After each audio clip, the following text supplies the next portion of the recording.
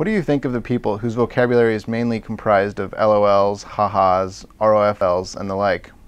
What should be the fundamental purpose of social networking? Well, the two comments. One is that the great Puritan Thomas Watson once commented on the tendency that some people have to engage in what he called verbal scribbling.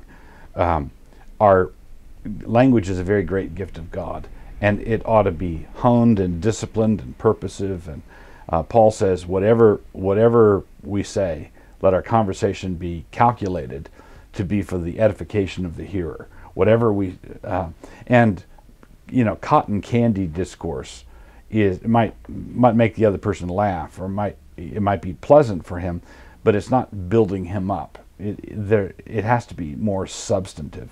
So the chatter or the scribbling that characterizes so much texting or social networking, I think it's just verbal scribbling, and is a waste of time. We should remember that Jesus said that we're going to be held to account for every idle word that we utter. So we ought to reflect on that and think about that, and that doesn't mean that you have to be serious and solemn the whole time. The issue is not whether you have to be as solemn as a judge. The issue is whether, if you're humorous, it's purposive and genuinely clever, not just filling up space, not just filling up noise. So I would encourage people to reel it in if their conversation is full of that kind of thing. It's not disciplined.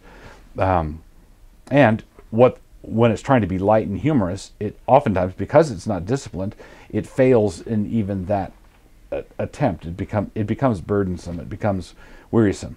Although sometimes there are unexpected blessings from it.